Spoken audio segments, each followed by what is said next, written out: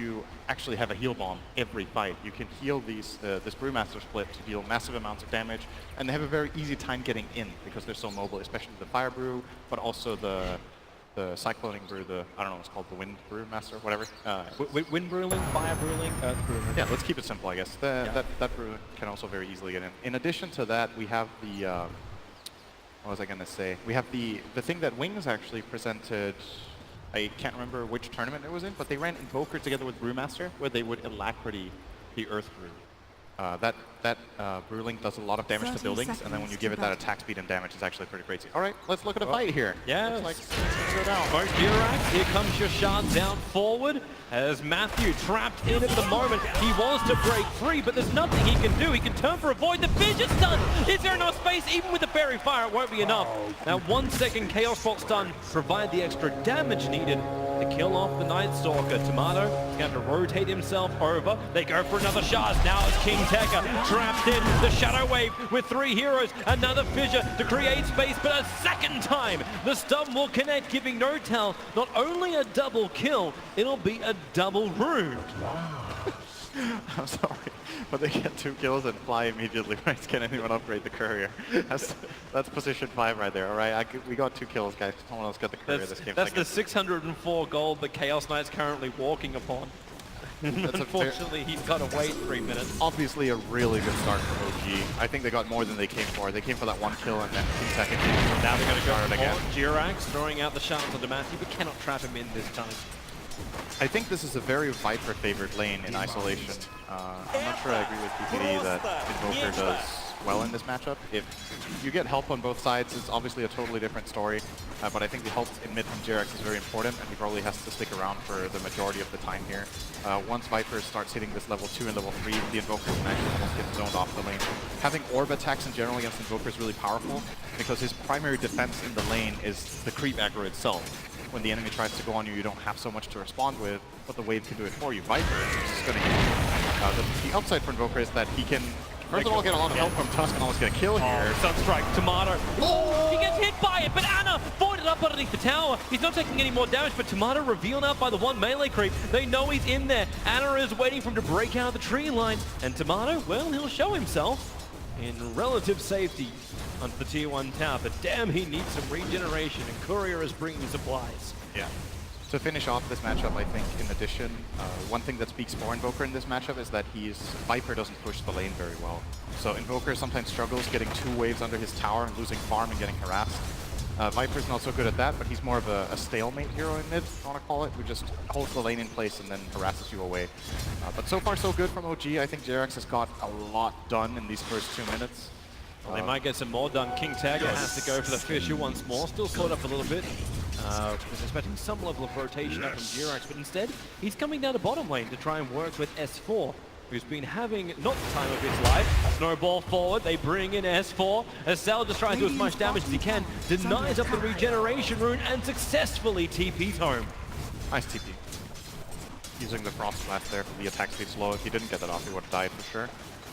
So playing it to the limit there, King Tekka gets gone on again by NoTel. So these lanes are playing out kind of the way you would imagine. Viper is starting to, even with all the help of Tusk in mid, the moment Tusk leaves, Viper is starting to build a little bit of an advantage, just getting a lot of denies mainly against Ana Hero, giving some experience advantage. And Tusk is immediately showing back in here to try to combat the Night Stalker. Bottom lane Troll. Troll versus Brew is actually a pretty awkward matchup because nobody can hit anything. Either drunken hazed up or the axe mischance percentage just kicks in.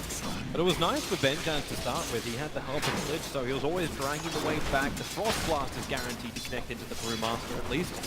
Yep. But S4 kind of got also lucky. He found the Observer when he threw down his Sentry, so he also got the double regeneration to combine up with the PMS. So his sustain in the lane ended up becoming a lot better, but he's still 9-0 CS to the 19-3, but he's getting a lot out of the lane. And you compare that to the other offline, King Tekka, 3-for-1 on this Earthshaker. It has not been the dream start for him, dying to start with, but just cannot get anything in the lane. This lane is difficult for Earthshaker. Chaos Knight's one of the stronger heroes because he can pull fully across the fissure. He has a lot of damage output by himself, and you combine it with both the slow and the heal bomb of Dazzle. Shaker can't really come in close. He's just going to have to place a leech here and get whatever he can and hope that the other lanes go well. Fortunately, they're going pretty well right now. Viper is starting to get a very firm grip on mid. Bottom lane, Benjaz, I think key to a couple of Infamous wins has been getting Benjaz a very good game. Notably the Anti-Mage game against Secret in the group stage, for example. They did end up winning and getting a draw in that series. Benjaz was very integral to that victory. So getting him off to a good start and getting him comfortable is surely going to help. I kind of like Choral in this game. I think it's pretty good.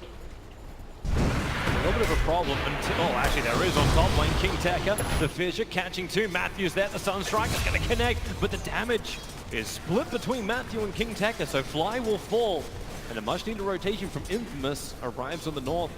Jirax is waiting to attack into the mid lane. It was the bottom lane where S4 was actually pushed off the lane. He took too much damage while trying to take a pull. So only now does he TP back down to the bottom lane where Troll Warlord's been having a free time. Shaker's still struggling. It's nice that they get that kill, but there's still a big rotation from the supports of Infamous, and Shaker has to go back to base again. So having a hard time. And you compare him to the Brewmaster, the discrepancy is just growing and growing. That's the main gain of OG in this game, is that their offlane is faring better, and the trade-off is that their mid laner is faring slightly worse, but not enough that I think this is a cause for concern right now for them. Jirax is coming to the mid, maybe at the perfect time. Bit of miscommunication there. I think they wanted to fissure into Nightfucker sound slow and then Viper, but yeah, now Viper is under attack. Oh, Jirax, that's... It's 2 points of corrosive skin. They're not going to be killing off Tomato with what they've got right now. I thought Infamous were going to go for that kill, actually. They might have another one. It's No-Town. Matthew breaking free. The Fissure is there. No-Town trying to get on the other side. Reality Rift helps him out with that. Support is nearby in the form of Fly. I like this from No-Tail going bottom. I think it's good on safe lane Chaos 9. You have very easy access to Tekka. Oh, yeah, he stuck around. He tried to damage Fly. That wasn't going to work. The Fissure gets thrown out, but Fly already finds that kill. Meanwhile, in the mid lane, Jirax is the other casualty of war. Anima in the tower, trying to invoke up the cold wall. Maybe that is enough to keep him away. The damage, there isn't a tick for him. So Anna will survive, will burn the salve. Consumables is not something he wants to keep buying when he tries to save up for that hand of Midas. But it gets offset with the death of the tier 1 tower of Infamous on top lane. It's the nature of the Viper matchup. I think you're going into the game, your mental state against Viper is, I'm going to need to buy regen. That's how the lane works. If you want to be greedy and try to save up for your Midas, he's going to punish you and send you back to base 4 times, and then your Midas is delayed way more than if you were to send out a couple of flasks. So. It just keeps him behind, like he's 300 net worth behind in the moment. Rune here, he's thinking about it. Anna seems to have a read that something is fishy here, and that means Tomato can just hold the lane forever in mid. There's 15 CS up on this Invoker. I think they're coming for the Shrine. Maybe another thing. Actually, they don't want to take S4 Shrine at this point, even if Anna is low on mana. He has to jungle already with Invoker. This Invoker doesn't like to have to do this, going to farm jungle at 7 minutes, but I like the decision from Anna to do it. It's the best play on the map. Sometimes the best play sucks, but it's the best one, and you gotta take it. So, at the very least, he didn't die before when he used that nice ice wall, so he stayed alive, and 24 CS, you don't feel good about that as Invoker 7 minutes in. Yep. You feel good about not dying to this Radiant lineup though. This is a terrifying mid lane to play Invoker in for this entire nighttime. You probably feel better about No-Tail's condition. He's doing great. Yeah, he's having great farm up on the top. He's still only just a little bit ahead of the Troll Warlord. And the Viper is like 600 net worth in front of the Invoker, which isn't the best trade-off either. But it's the fact the Earthshaker has got nothing out of this top lane. Like King Tekka, he's died 2 times. He's really struggled to find any space to farm. This is a great rotation from OG. They have the heal bomb. Nice shot forward. Snowball catching two, combining with the clamp, and the Brewmaster split. Comes down for the first time. Troll Warlord. The Sunstrike would have killed him if Fly's heal bomb didn't do it. As Lich spin him round and drop him down. A cell will die. And OG can turn this momentum with the first Phantasm use of No-Tail into the death of the tier 1 tower on bottom lane. It was very clear how they prepared that. They were like, S4 is going to be about to be level 6. We're going to smoke our Tusk and Dazzle down here, use that heal bomb, and if they try to fight back, we TP in the Chaos Knight and overwhelm them. There was like a 3-step plan already there from OG. It's very clear that they were coordinating that. That's the mark of a very high-skilled team, that they think ahead that much. It's like chess, you know. If you can predict what's going to happen before it even does, you're way more prepared to make the right move. Oh, Benjaz is trying to predict it moving up the top. Invoker was already moving there. He does cut off his path. And there's Jirax who TP'd in here to try and defend the push. With Benjaz here, maybe he's already moving a little bit further to the back of the tower. He can shines out just to harass and drag the creep wave, making life difficult, but he's not really contesting. Meanwhile, Viper continues to level up in mid. And how do you actually build this Viper? Do you go for the sustain? I'm seeing a 4-star currently in his quick fire. How does he survive in the fight while still doing the damage required? He's going to need mobility and he's going to need a BKB eventually. I don't think he can fight this Invoker without a BKB later on. The Chaos Knight's also going to be a problem. He's mainly getting the Force Staff to get out of Reality Rift, I think, and to be able to counterplay Ice Wall so that he can, you know, stick on his target. It's very important for Viper to itemize so that he can somehow deal his damage. That's still the innate weakness of the hero. It has incredible laning in a lot of matchups, but then you need to turn your network into something that actually transitions into a good mid game. When it comes to Infamous in general, it would have been nice for them to be able to use these cooldowns of OG, like they use Brew Split and Phantasm in the same play. The problem is it's daytime, and they don't have the best pushers themselves either, so they're actually not really gaining too much out of these cooldowns of OG.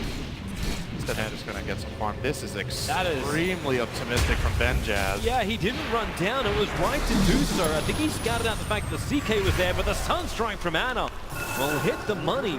Hilariously enough, Acel started his own TP and left the Troll Warlord alone on the top. He went all the way back to the fountain and just abandoned his teammate. I don't think that's what he could have done to stop it. I'm not going with you in this, man. You're on your own. They both had TP, but the problem was Tuskar was holding his snowball. Yeah. So you couldn't use it. That's a bit of a mistake there from Benjaz. He forced a big rotation, but it's still worth it for OG to get a core kill. If that was a support that they TP 2 or 3 heroes in to kill there, I think that would be worth it for the Infamous side. But control is big on mid lane. They're coming to mid. Nortel sets up. The 1 second stun. It might be enough as well. Tomato starts his TP out. Cancelled very, very quickly. Destroyed by Anna Sunstrike, and they're wanting more. Crit destroys the Lich. Finally, Nightstalker will hit the ground. Stunned up by the Earth Ruling. Have they got a little bit more? Nortel, Reality Rift, give the negative armor, and the stun is there. Nightstalker will fall. He cannot reach the safety of the high ground. And once more, OG take a fight and push it to the town. I'm fairly certain flying is already up. What should I buy? I'm getting rich, man. What to do? I've got like 400 gold.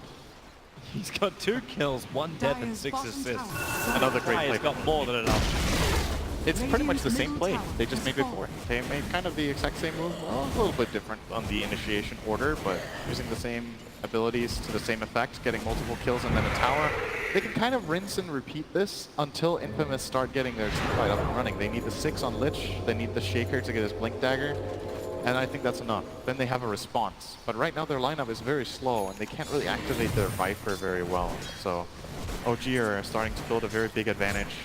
Yeah, that gold graph is now stretched around 4K and increasing. The experience is a lot closer, however. Remember, the gold graphers are getting it spiked because of the death of those 3 tier 1 towers and the fact that Infamous have claimed none themselves. So the money is looking good for OG, but there's still a lot coming out the Infamous lanes. They're not keeping Troll Warlord at the #1 net worth just by sheer luck.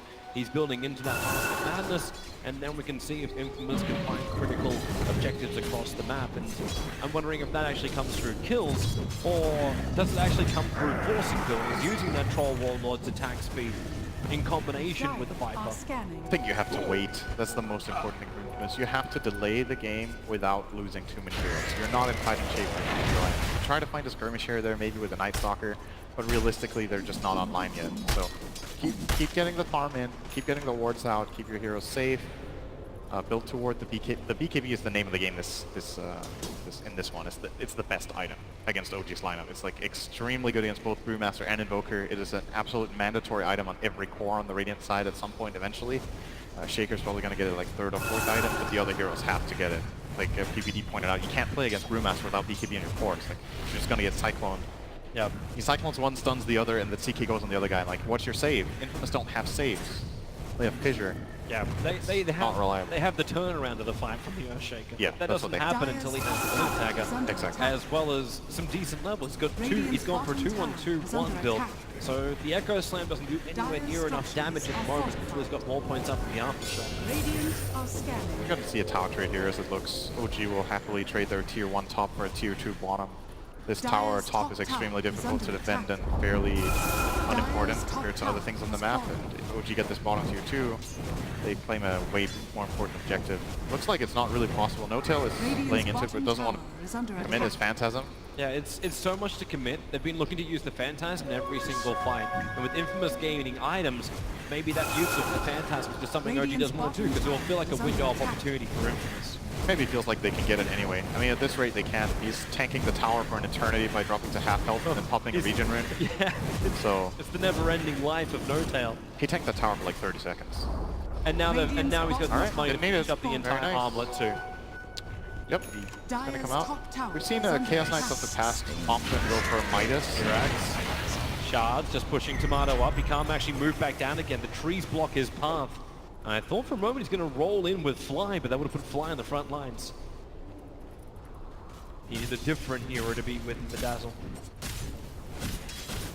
How are we looking now for Infamous? I'm keeping a close eye on King Tekka because I think this Blink Dagger is what's going to change the flow of the game. Either they're going to find 1 or 2 successful fights, or they're going to fight such a big deficit that it gets difficult. Oh, they're pushing to the left.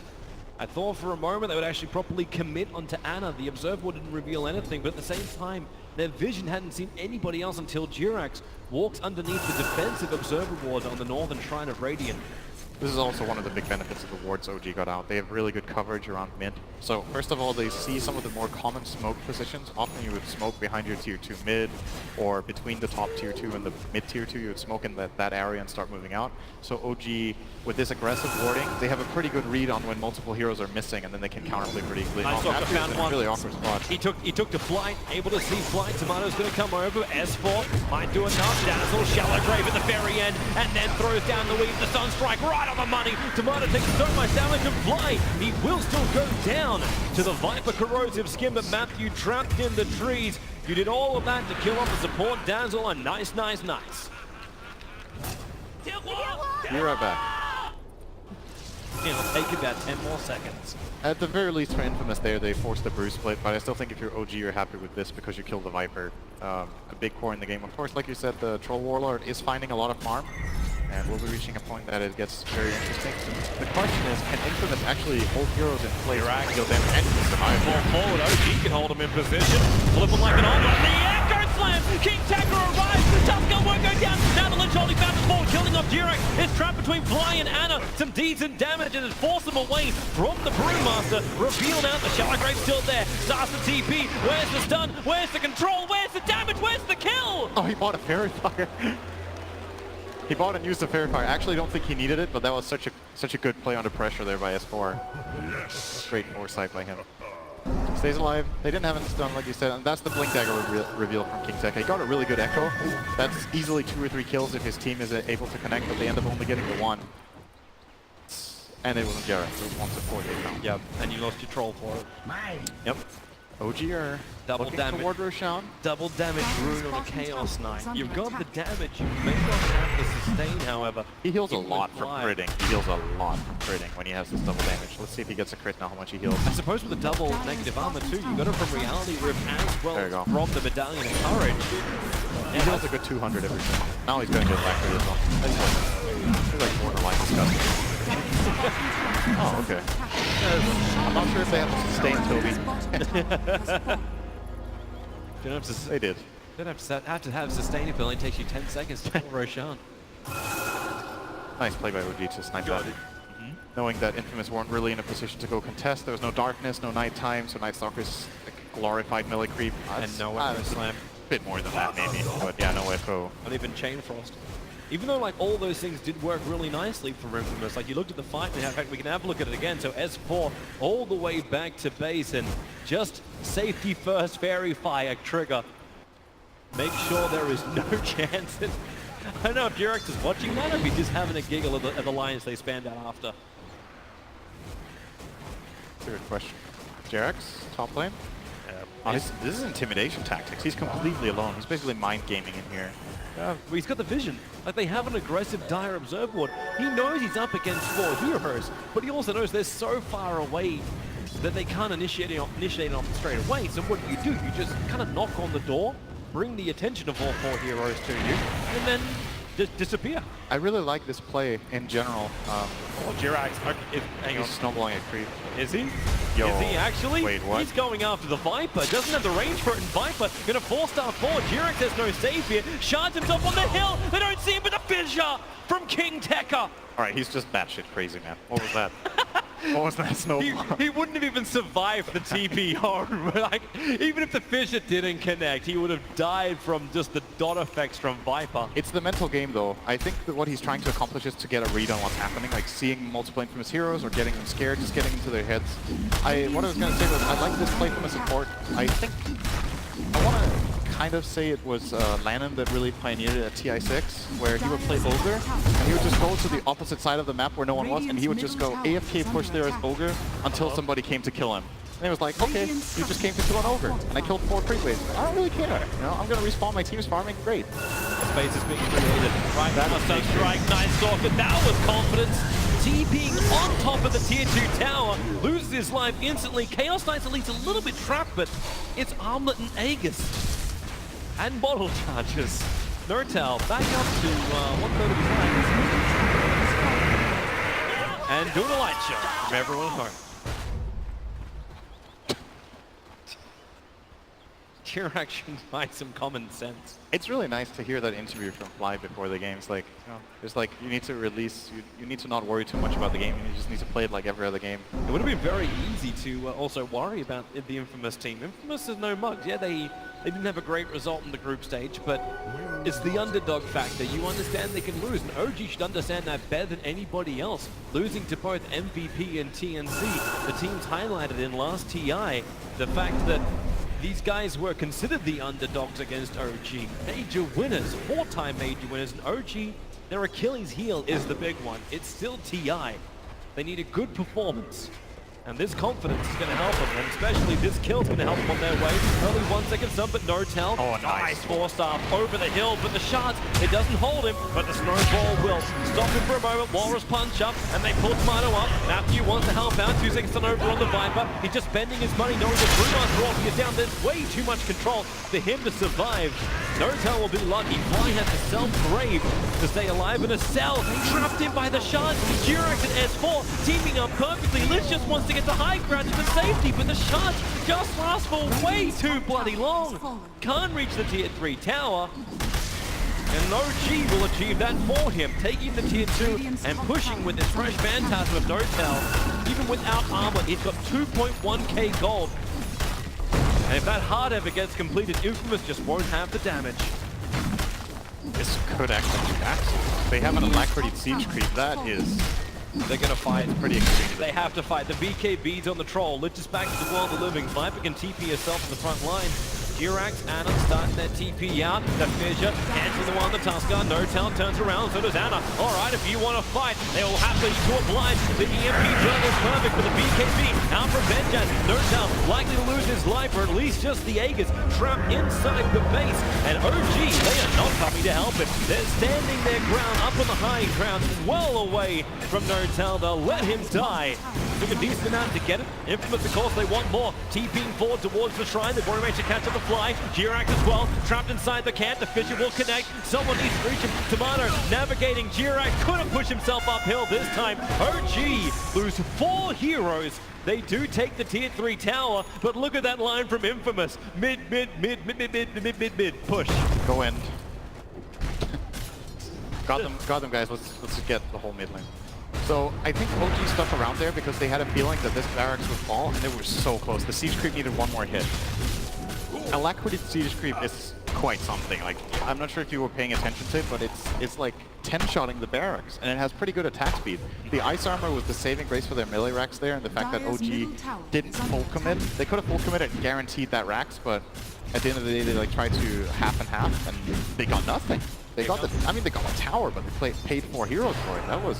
Defense is coming to mid. Nortel's doing the old wraparound. Comes in, Reality with the star. And the spot, only 2 seconds on over on the Viper. The Echo Slam from King Tekka, trying to create space. Sunstrike making it difficult for Benjaz. We're just beating into Nortel. The shallow grave is too much of Benjaz. Trapped in an icy grave. Chaos Knight will survive. The heel kicks through. A cell will fall down. Infamous thought they had a little bit of momentum, but OG, it was crocodile tears. You thought they were bleeding from the eyes, but OG, now they're gonna make the infamous Rax bleed. Shallow Grave is super good with armlet heroes.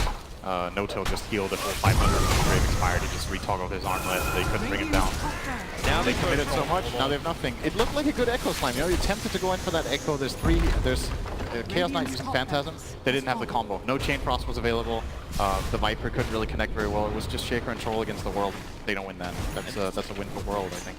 And again, another time when, like, Troll was in that position where he was forced to fight, like when No-Tail wrapped around the side. He fought on the top of the ramp, but right on the corner of it, so the Shards Durex had a huge option there just to lock him in. It's an old block spot. Durex hit the money load on the Shards. He's playing very well in Tusk, apart from that weird snowball. It's been a great game. His Shards have been pretty much perfect every single play, which is nice to see, because I feel like Tusk is a hit or miss hero a lot of the times, and a lot of the players in this tournament have been, it's been like mixed success with how good the Shards have been, but Durex is showing great individual skill on this hero. Now Chaos Knight almost has a heart too. It's 24 minutes in. He is big, and he's just about to pick up an Arcane Rune as Infamous trying to finish the tier 1 tower. As they try, they'll actually succeed. And as this is smoke time, what's coming out the courier? They've got a smoke over on Lich, but there's an observe ward inside the base. There's an observe ward on the north. So OG will understand that Infamous are all outside of their home. The question is, how far? Yeah. And in fact, it's OG who group up a smoke on Flights. They can do exactly the same thing if they desired. And it looks like Infamous will not smoke up. OG together. They want to wait for their Echo. It's actually just come online, so they could look for it now. They're going to have Darkness in 25, so that would be a good timing. If it's smoke now, they're going to connect. This warding, this aggressive warding is paying a lot of dividends. They have so much information to go on. They can play very aggressively in the bottom area. They're seeing heroes constantly crossing through this top ward. This could be the first thing to work for Infamous, and they may have just caught the glimpse of it. The Observer Ward, I believe, was looking at Ana when the smoke went, so Infamous might be aware of this. But so far, King Tekka is not acting like he is. Okay, Blink TP now, he's acting like he's aware. Radiant's top shrine is under attack. And OG Ryan's gonna fall now. Yeah. Nothing they can do about this. This is a 20 armor, 3.5k hero min at 26 with a dazzle behind it. This Chaos Knight is very hard to kill, actually. There's two items right now that I think are very interesting for No-Tail. One is a BKB, and the other one I think Eternal Enemy would love to say this, but it could be a pipe, at least for his team. Actually, like, how are they going to kill this hero? Well, you could always. They have so much magical damage on the Radiant Sun. That's the only thing that's going to kill him. He can pipe himself in his illusions. Either him or the Brewmaster could get it, for example. Well, Durex can actually pick it up as opposed to building an Aghanim Scepter, which he currently has in his quick play. Yeah, I could see it on Tusk as well. Like, just anyone, pipe for their lineup would be very good for securing and ending this game. And then the Chaos Knight going for BKB is going to make it like almost impossible for the Radiant lineup to deal with. Both options seem very good to me. This time No-Tail's holding onto the double damage, which indicates they want to go high ground. Also using it for the approach, so we're going to see a mid push probably coming in next. Durex again was just muscling the mid lane down, but you know the Roshan's done. OG are coming. The cheese is on the Chaos Knight. Aegis Immortals in the hands of the Invoker. They feel like Chaos Knight can't die anymore. They're going to assume that he's going to get graved, and then when he gets graved with 0 health, he can armlet toggle and cheese, and that's basically an Aegis. And then Ana has the real Aegis, if you will. Alright, there comes the Phantasm. No-Tail's trying to split and go bottom. And they actually saw those illusions, so they know Phantasm is used. Whatever they want to use that for. Push mid, Chaos Knight now doing he is hard on them. 186 plus 155 from Chaos Knight. Onto the tower, and that's a tower with Frost Armor that he's beating into, and hasn't even triggered his double damage rune yet. The Phantasm do a little bit of chip damage, rotating through the bottom, more doing scouting than anything else, and Fly just hit the negative armor load. He got it on both Vanguard and Tomato. That aggressive weave, so they initiated on the Viper. A quick force-up gets away to safety. They're going back to the tier 4 towers. Now with a Glitch Chain Frost bouncing through the creep lane. It looks like the Brewers couldn't even give a crap about it. They just tanked the entire thing. Another good chance locking in Tomato. He knows he has to try and get out there and fight, but any chip damage at No Time can just be repaired by that heart of this. So Ana stands his ground, killing off the melee ranks. 2 more hits, 1 more, there she goes. The melee ranks is down, but KingTech on the back lines. He's found the Echo Slam. They've killed off the Saving Grace. They've killed off the Dazzle. The question is, how much more can they get? Matthews here. Notal wants him a 3-second stun. The shards are nice, but then again, no. It keeps Ana out of the fight. They have to turn back over to KingTech. Jirex able to do that with his Blink Dagger. The Bandit down the front lines too. They find another. The silence onto Ana. OG, why are these pushes so costly? Once again, they have played a mid-rack, but how many heroes do you have to lose for it? Notal back in the fight, still has cheese. Ana up and towards the air. He doesn't have that extra life. Tomato can finally bring him down. He'll get money, but the question is, can he live? Without your life, money's not worth a hell of a lot. Notal wants to fight harder. He may have to burn the cheese if he wants to have his stun as well as disable, but the TP out is perfect. All the way home to tell his kids of the tale. It's still 2 full lanes, minute 28, so very, very good for OG with this. You're right, they could have maybe caught some casualties there if they played that a little bit sharper, but they have a lot of space to give away right now. 12k lead, 29-minute double racks, as we said, and it doesn't feel like Infamous are reaching a point now where it starts to get scary for OG. Even this Chaos Knight's just, they can't deal with him at all, and the Brewmaster is just creating space for him. The problem in this kind of fight is Chaos Knight helps Phantasm. You blend in the Brew and use Brew Split. You just control arbitrary heroes in the fight, and you just take down towers. How is Infamous supposed to fight this? They don't have the damage. They've got to find a way. I think this approach they had to that fight was really good. Find the backline, kill the Dazzle, try to get the Tusk out so the saves are down, and then you can fight the course. It just takes so damn long that they already lost their racks by the time they killed the Dazzle. They're trying to find the damage. At least Benjaz has it. He's the only one that kind of does. Like Maelstrom. Yeah, he needed it to also just help clear the waves as they came towards the base. I think this is actually the best item he can buy, and this is not a very common item to control. Okay, Notal. Just got to go for it. Sure, have another double Radiant's damage room. bottom It's on the shrine is house under right now. attack. He's going to push him with Alacrity and DD. They only have 1 more lane of rank OG before they force the Megas, but the better thing is Benjaz caught out. M4's here, so is the Tuskar Snowball. They punch him, they flip him. 17 HP, someone finished the job. Will be Ana with the last attack as he juggles the ball to victory. He has buyback on the Troll, which will most definitely be forced here. 15 seconds on Phantasm. There's no way they hold this without buying back their Troll. It's got to buy back. He really did not want to have to do this, but there is no choice, as you said. Echo Slam from KingTech has to be perfect. And right now, he's just trying to defend the top lane, keeping the CK illusions out. But the real Notal pushing him through the bottom, slowly getting Vipered up. He does have that cheese, remember. A bit easier when you're running the armlet toggle. Get back up and stay alive. Alacrity bump up once more. Slow is a real pain, but so are his illusions. They've already pushed the creep wave through the top lane. The tier 4 towns will come under attack. Luckily, they regenerate. Your bottom racks won't. All the life on the tier 3 tower on bottom. Notal's just patiently waiting here for the wave to reach. They want to get some vision in the Radiant base so that they can jump with their Brewmaster. Doesn't seem like they have a ward available. Actually, Kai does have a ward. Are they really going to try and come? Defensive Observer one. There's a nice aggressive one from Infamous. Notal, the creep wave's coming in. There should be some good damage if you want to Echo Slam, but they fish it for now. Tornado trying to create space from Ana, and it did exactly that job.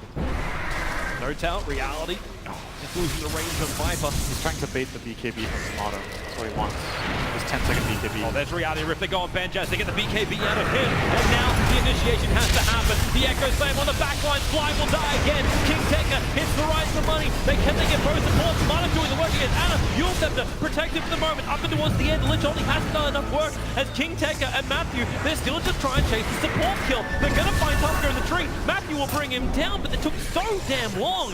The Notal could get back in and kill off the Earthshaker, leaving Tomato stranded. Hurricane Pike trying to create space, but the real CK is on the money. 1 minute without both the Troll and the Viper. S4 looking to actually make that even better, trying to kill off this Night Stalker. Ana joining the fight. The Shrine will give Matthew a little bit more life. Cost that making it difficult to run away. He's underneath the tier 4 tower. Reality Rip, Notal kills him under that tier 4 tower. Sell the Soul Survivor. Good luck, Lich. Radiant's bottom barracks are under attack. That needs to be 6 slotted to defend this, I think. talking to Lich. Yep, maybe. Some very specific items, I'm not sure they exist. Fail and Dagon level 5, so at least he can nuke somebody's side to keep everyone else away. Dragon himself. that may be GG. no. But yeah, it's way too much to repel. OG, very convincing. And again, methodical killing of the team that placed bottom in both of the groups. OG looked pretty good. I think there were a couple of times they overstepped their boundaries a bit that they need to be careful with against the better teams, but that was very convincing. I like their strategy, I like the way they put their lanes, I like the way they combined their spells and look for the right moments. It's something you can really tell in some of OG's games is that they have